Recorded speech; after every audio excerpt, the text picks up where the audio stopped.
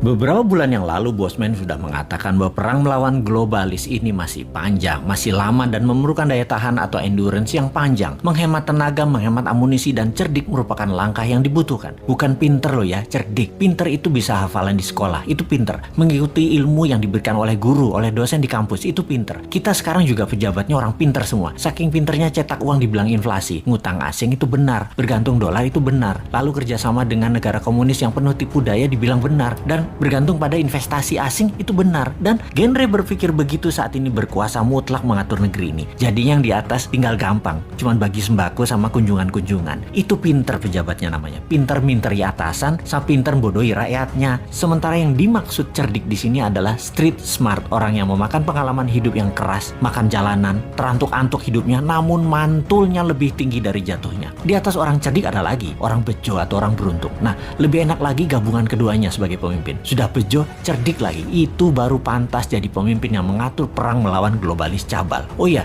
sebelum lanjut kita harus membedakan pebisnis globalis dan globalis cabal. Cabal adalah secret society, lebih menginginkan kepengendalian mutlak atas kehidupan manusia. Cabalis itu sudah pegang kendali atas teknologi, atas informasi, kendali atas komunikasi, sistem keuangan, dan sekarang kendali ke arah dua hal yang penting, yaitu kesehatan serta makanan. Musuh negara tidak berdaulat yang pemimpinnya oportunis itu bukan hanya dua negara besar, Tiongkok dan Amerika, tetapi ditambah juga globalis cabal. Jadi ada tiga musuh sebenarnya. Kita detailkan ketiganya, pengendali negara lemah tersebut. Pola kendali terhadap negara lemah atas dua negara besar dan kelompok globalis adalah tiga strategi Tiongkok, yaitu menggunakan soft power kalau Tiongkok ya. Pertama, kendali atas media massa sebuah wilayah. Nomor dua, kendali atas pejabat pemerintahan wilayah yang ditarget serta anggota parlemennya. Kemudian nomor tiga, kendali atas peraturan hukum dan penegakan hukum di wilayah tersebut. Di sisi lain, strategi Amerika itu menggunakan hard power, yaitu tekanan militer, terorisme, ideologi, humanitarian, menggunakan organisasi multilateral seperti IMF, PBB. Semua adalah tool Amerika untuk menyedot aset harta negara lemah. Strategi globalis cabal adalah pegang sosial media, informasi, dan big data. Mereka bukan mau menguasai wilayah hajat hidup seperti Tiongkok, ambil sumber daya alam, seperti Amerika kendalikan energi dan oil, serta dolar. Bukan. Globalis cabal kendalinya atas data, atas minat interest seseorang, mengubah tindakan perilaku, merubah society,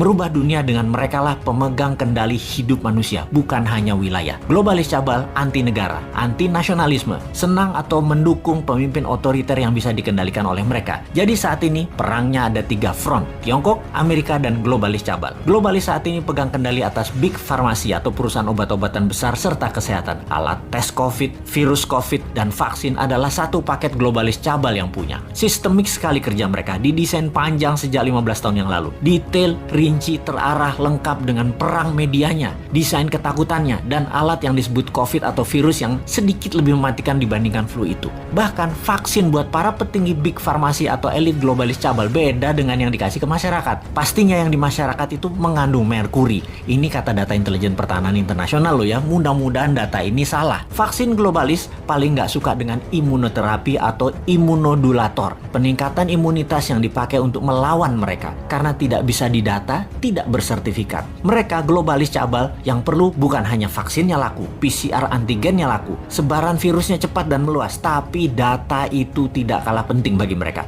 Globalis menyarankan pakai masker dan lockdown di banyak wilayah sesuai dengan saran versi globalis. Semua sudah dibuat protokolnya sehingga efeknya perangnya panjang. Ada yang improvisasi, misalnya pakai imunoterapi lokal, lockdown ringan bergantian, ekonomi jalan biasa, pakai data center satelit sendiri, komunikasi pakai tool negara tersebut sendiri, sosial media punya sendiri, negara tersebut nggak akan rubuh, ekonomi jalan dan COVID musnah dalam sekejap. Anti saran globalis dan melawan mainstream pasti menang. Itulah kenapa di tahun 2019 pertama-tama video Bosman muncul, kita mengingatkan perang yang akan terjadi di tahun 2020 dan tahun 2021 dengan akhir kalimat bertanya, sudah siapkah Indonesia? Untuk apa? Untuk punya Google sendiri, punya Facebook sendiri, punya satelit komunikasi sendiri, punya data center sendiri, punya Twitter sendiri, punya TikTok sendiri, punya begituan deh. Ini kira-kira maksudnya. Hanya di tahun 2019 awal tersebut kita menginformasikannya pelan-pelan, muter-muter bersanepo gaya bahasa pengandaian dan indirect language.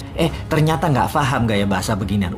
Jawa Timurane bosman metu tak sikat pol saiki. Faktanya perang pandemi ini panjang, 2025 baru bersih. Dan bukan karena virus solusinya, tapi natural herd imunitas solusinya. Terpapar banyak dan sembuh pakai imunitas diri sendiri dibantu booster multivitamin dan mineral. Kemudian perang apa lagi yang akan terjadi? Yaitu perang cuaca atau climate war. Sudah sejak tahun lalu dimainkan. Dan kalau yang ini Rusia ikut bermain. Selain globalis cabal Tiongkok dan Amerika di belakangnya negara sekutu terutama G7. Mulai nyadar sekarang di mana-mana hujan juga banjir. Kata-kata puitisnya adalah bagai hujan di musim panas.